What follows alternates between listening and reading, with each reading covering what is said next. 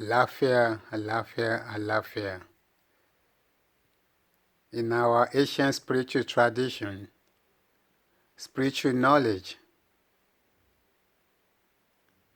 was not free and it was not for money. That sounds quite interesting. Let's repeat that. Our spiritual knowledge in the ancient time was not given for free and it was not based on money either. What it was based on was the what we call the discipline. So in the Yoruba tradition, we used to say things like, if you've been given some kind of knowledge, there's always some kind of what we call so-called taboo. So which means you have to be spiritually mature to handle those type of information because there's some kind of technology. So you will not be charged for being given this knowledge, or you not being charged for, and it wasn't given to you for free. You still give something, and that something that you give is the discipline.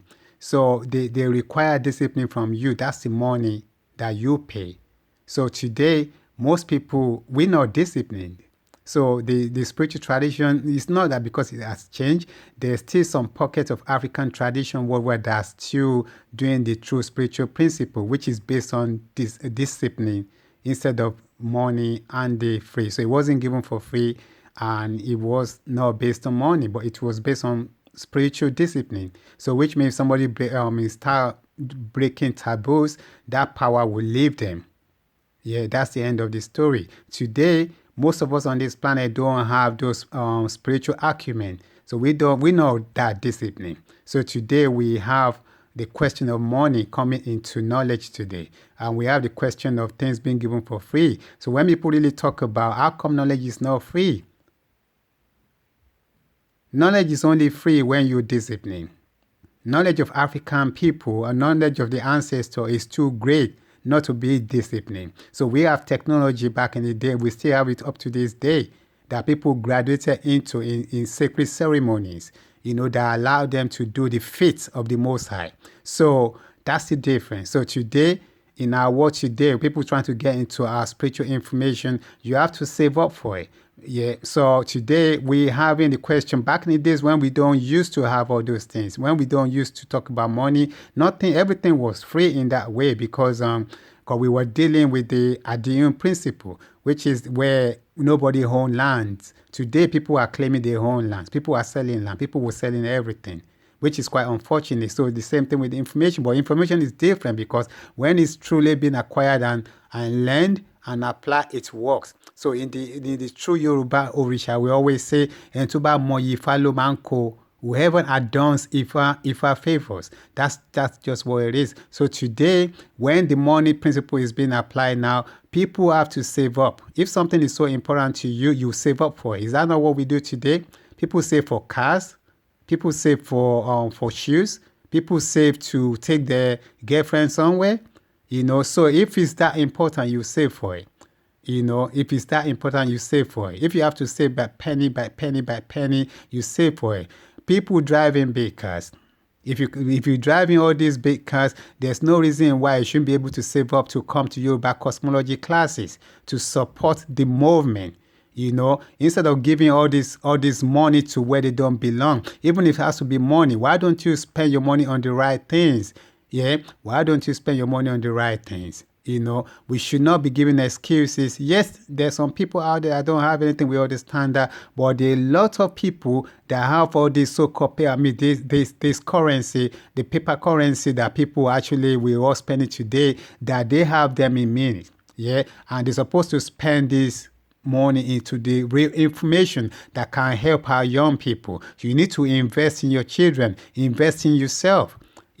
There's no point if you have money and you're not investing in the real knowledge, because this is not a joke. So what we're saying is that if you really value something, that's where your money is supposed to go. If you're driving a car that's worth £20,000, it means you value that car.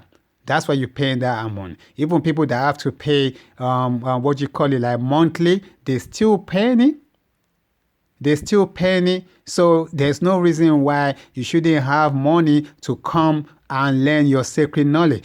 People go to the so-called unis, don't they? They go to colleges to go and have all these degrees in thousands of pounds.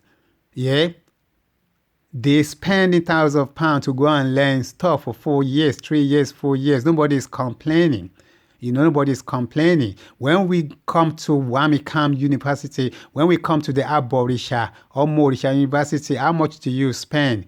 The knowledge that you regain, if they are applicable to this day, the sacred knowledge. So you're asking us what we're charging. How do we run things? Because when we were growing up, even the people that are in the sacred tradition, even up to this day, the so-called babalawos and all that, people look after them. Yeah, Babalawo don't build house. People build house of Babalawo. Will they ask anybody to build house for us? No. What we saying in the Wamikam business is that every proceeds that come from our people goes to build Iyimetu community worldwide. We're not building. We're not using nobody's money. Every money that we've been charging people is being used to provide more raw materials to serve the community.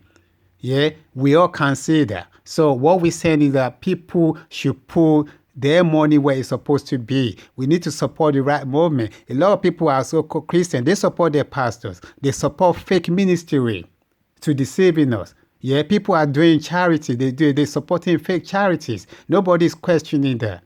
You see, they support fake charities. Well, what about Wamikam?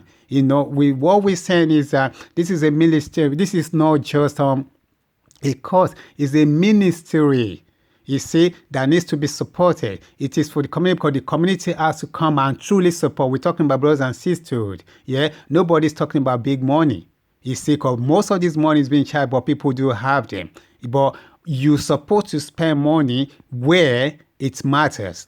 If Wamikam, if the Yoruba cosmology of the entire universe is so matter to you and you've got the paper money, why don't you support so that we can get this work as we can cut we can be able to do the necessary work. Yeah, because we're living on papers now. You see, back in the days, like we just mentioned, no Babalawo is living on papers because the community look after the Babalawo. Nobody's calling anybody Babalawo in Wamikam because we know. But what we're saying is let's build for the real reasons. Let's build a true learning institution where our children can apply real knowledge so that they can be better than us. That's what we're asking for. You see, so if you want to come to the class and it's so important to you, save up for it. There are many people that we've been working with over the years. They've been quite supportive. Those are the real people, because they've been around us, supporting us. We've been like a family. But what we're saying is that if you want to go somewhere and it's so important to you, people go see movies, they save up for it. People go holidays, they save up for it. People spend thousands of pounds to go holidays. They don't have no complaints. You don't tell people in the airway company, the people that drive the plane that you don't have no money to fly. They say go save up for it, and we all do that anyway. So we go shopping every day. We do all these things every day. We buy things that don't matter. Save up money, buy the right things, spend your money on the right thing. As we said again, let's come back to the ancient tradition. The ancient tradition is this: the sacred knowledge was not given for free, and it was not charged. The only thing that was required was the discipline, and the discipline they required to be able to get this knowledge was beyond what I can describe right now. So what we're saying that we've already passed, that only few people can maintain those type of principles.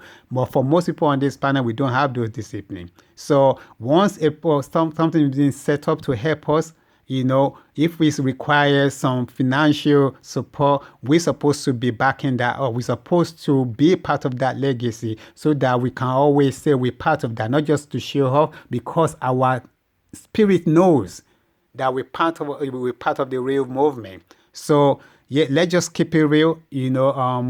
Put your money where it's supposed to be, whatever you could do to support a true movement.